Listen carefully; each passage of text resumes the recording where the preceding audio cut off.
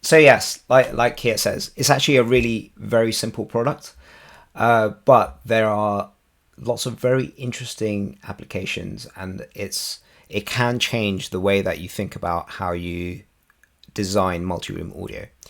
So let's get started. Um, cool. So let's talk about speaker switches. Just briefly, a speaker switch is a really simple device that where you come out from an amplifier at speaker level into the switch, and then you can go to different pairs of speakers, which could be in different areas. You press the buttons on the front, and that selects which speakers are active. So once upon a time, they were pretty popular, but why don't we use them now? So the way that we listen to music is very different. Previously, with records and cassettes and CD players, it was all very tactile experience with physical things. Now we just control everything from our phones. It's all about streaming music with services like Spotify. Some people use voice using control systems, but we very rarely use physical things. It's all about computers. So speaker switches are pretty flawed. They're very inconvenient. You're controlling your music from your phone. Going to have to press a physical button somewhere to turn speakers on and off is inconvenient and not a very good solution. So what is Audioflow? Audioflow is a speaker switch. It's actually very similar to these QED products, which have been used for like decades in the UK. So fundamentally, that is what it is, but it connects to your Wi-Fi and allows you to turn your speakers on and off from the same device that you're playing music. So you're playing music from your phone, you can turn your speakers on and off from your phone. You're playing music from a Amazon Alexa, for example, you can turn your speakers on and off with that. You're in the bath, you can turn your bathroom speakers on while you're in the bath. You're in the garden, you can turn your garden speakers on when you're in the garden. So it makes speaker switches going from a pretty flawed and terrible solution that nobody uses to actually being quite practical. It is a practical and easy way to extend your audio system to the room that you're in, basically. Which a lot of the time is what a customer wants. They are investing in a music system, but wouldn't it be nice to listen to that music system in the actual room that you're actually in, rather than having it confined to one room? So it makes speaker switches convenient again. Okay, so why would you want to use this? Some examples. Subzones. So for example, you might have an open plan living space with a kitchen, dining room, with some big bifold doors going into a garden. It's kind of one space. You're not going to listen to different music in these areas, but sometimes you might want the kitchen speakers on. Sometimes you might want them on in the dining room. Sometimes you might want them on in the garden. And this allows you to do that in a really simple way. Bedrooms, dressing rooms, and en-suites is another classic example. It's all going to be, it's one source, but you might only want the bathroom speakers on when you're in the bath. You might only want, the dressing room speakers on. It gives you the ability, it gives you that flexibility rather than having all of the speakers on or having 3 amplifiers, which is kind of wasteful, to be honest. So adding more audio to a project. A lot of the time you might have specified audio in a bedroom. Now you have the ability to also upsell somebody to have audio in their ensuite. Just add a speaker, add a 2-way audio flow. It's a very low incremental cost to add a little bit of extra stuff to a home. Actually, before we move on, adding more audio, it also works in the reverse. A lot of the time a customer would say, oh, I'd love to have speakers in the garden for the once a year I have a barbecue and have my friends over. But then eventually when they get the pricing, they it's the first thing that gets cut out of the project. So now you've got an option to try and keep that in. You can say, okay, well, why don't we just share the audio from the kitchen, use a Audioflow speaker switch, and then you've got more tools in your basket to try and keep those elements into the project. And those are the profitable parts of the project. You know, the speakers are valuable, the installation is valuable. So, control system audio. It is a very interesting and powerful tool. So we've talked about saving money, but actually it's not always in the price conscious projects where you might want to use Audioflow. You might want to use Audioflow to simplify a user experience. So for example, in Control 4, you might have some of those subzone environments that I was talking about, bedrooms, dressing rooms, or en suites, or open plan living spaces. You might have multiple audio endpoints in Control 4, which would basically make you have multiple rooms, you know, a kitchen room and a dining room, even though that's one room. So using Audioflow, you can simplify that and just have buttons to turn the speakers on and off in one room. It's easier for the customer to understand. They don't have to group these rooms together if they want to have both the speakers on at the same time. In a bedroom where you're already putting a motion sensor in the ensuite, now using programming in Control 4, when you walk into the ensuite, you can turn the speaker on. When you turn the light off in the ensuite, it turns the speaker off. So these are really cool features that you can enable with a really cost-effective product. And also improving the user experience for the customer, reducing the number of rooms, reducing the number of things that they need to do to make it work. Meeting clients' budgets. This is, again, I touched on this with it previously, where it gives you tools, where I used to be an installer, and every project, well, very few projects, you give the proposal and they go, okay, yeah, we'll have that. You know, it's always, okay, you give the proposal and then there's some negotiation about how they get it down to their budget. And this is a really powerful tool to enable you to close the deal, right? You can try to give the customer everything that they actually want, and in a way that fits in with their budget, by sharing amplifiers where sensible. And it genuinely doesn't really affect the user experience that much, because in a lot of these areas, you're not going to listen to different music at the same time. So a speaker switch is very practical, and it's often the right solution. So yeah, it's easy to use and it's a good thing. I have covered myself up with this, so yeah, that's annoying. I've added stuff to the slide, but forgetting that I've put myself in it. Okay, so it's good for distributors because you can sell more speakers.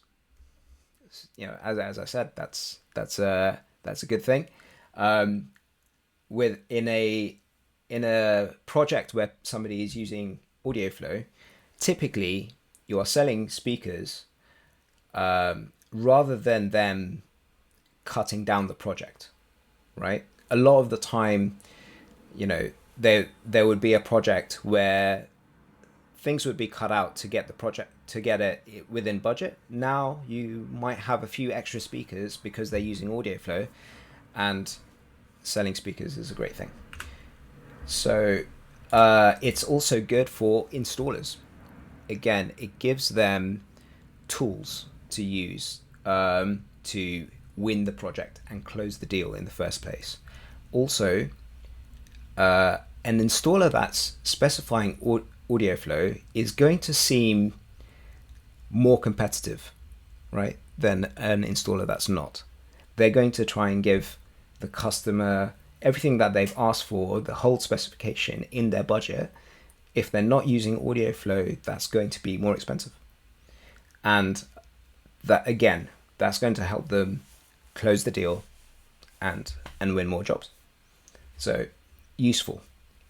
It's also useful as a kind of a get out of jail thing. Sometimes customer might say, oh, you know what, it'd be great to have garden speakers, except that you've already plastered the rooms and painted everything. So now you've got options. You could take the speaker cables that you already have in a particular area that you do have access for, run them via an Audioflow switch, and now you've got options, right? You've got options to be able to do things. You might have a customer to say, oh yeah, I've garden speakers are really great here, but my garden is 30 foot long or something like that, and it would be great to have some by the pool as well. You've got options now. You can do stuff without having to worry about digging up the walls, because there's more things in your toolbox.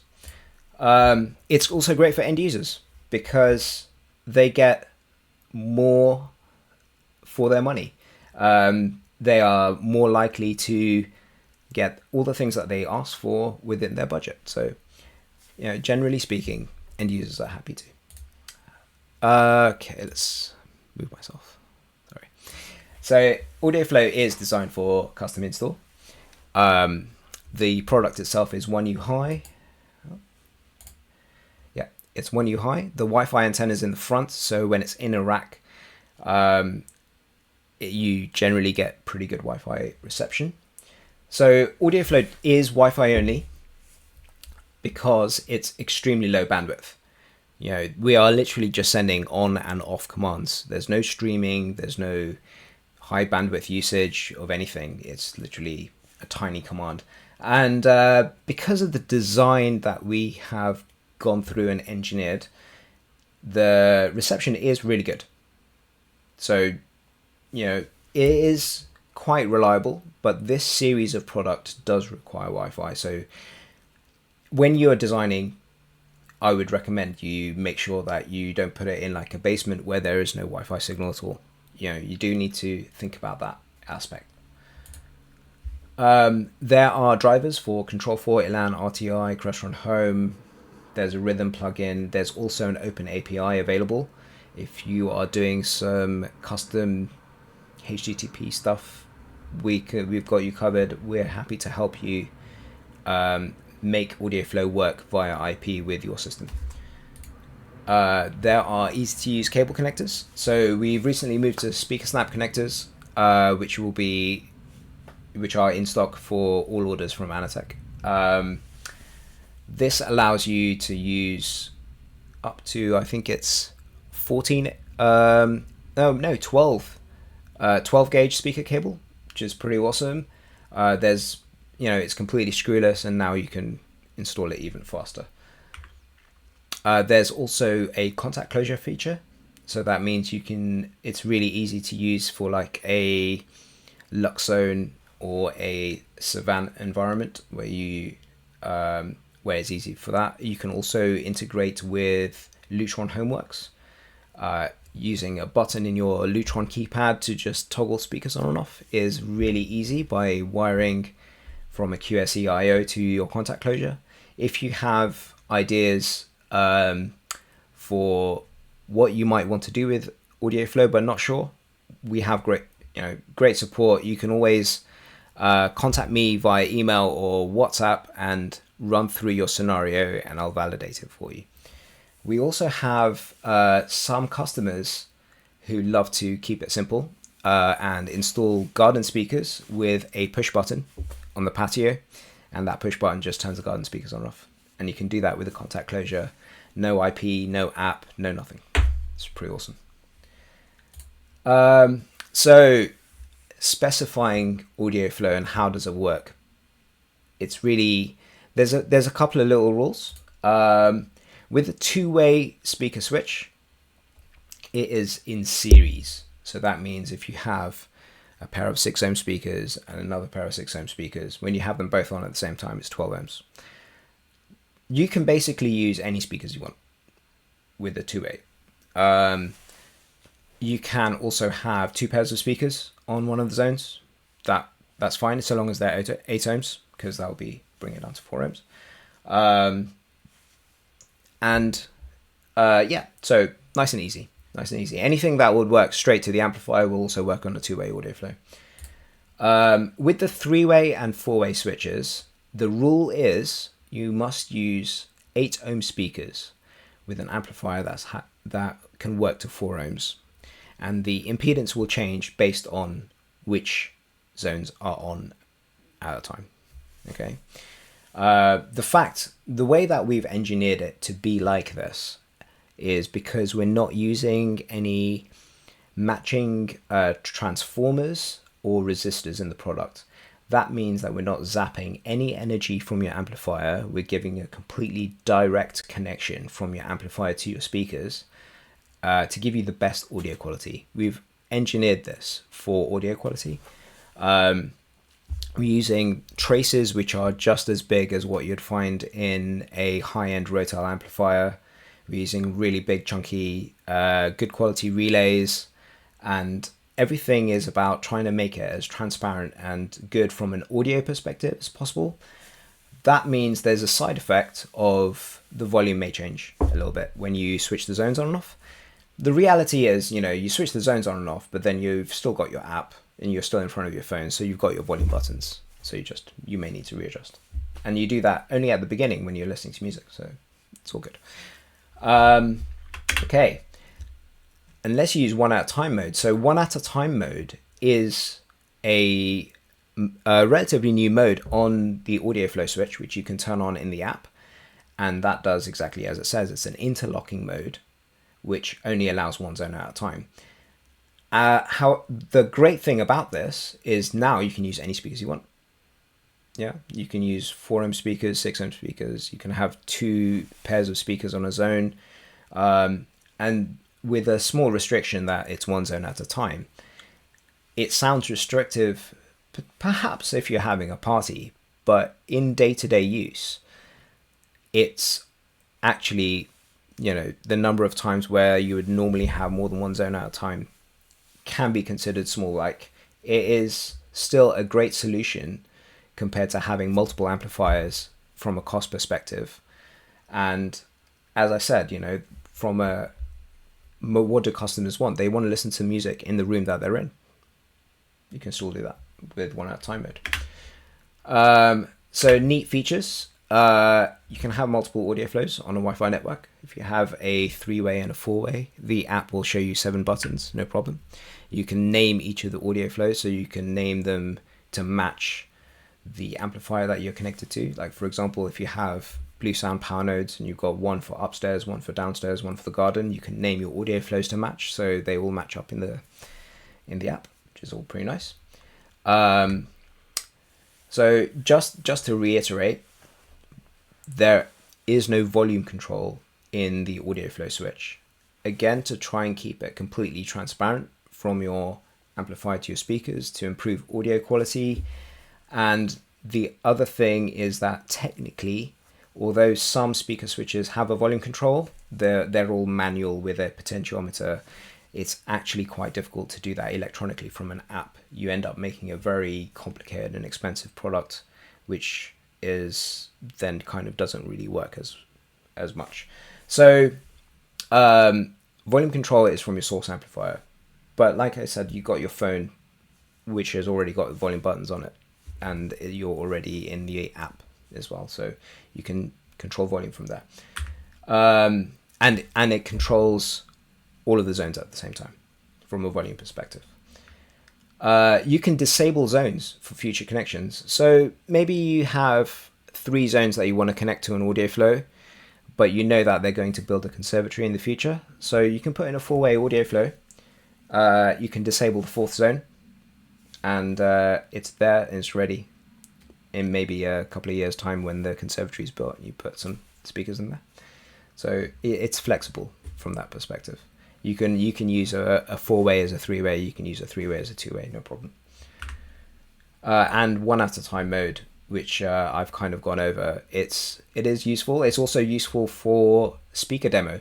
So if you ever have a demonstration system that you want to demo A/B, if you're trying to sell speakers, it's also really useful for that. And software updates. Yes, we are always working on Audioflow. So there is some cool stuff coming.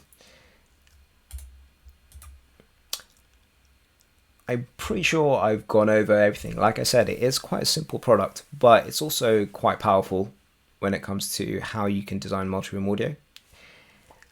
Are there any questions?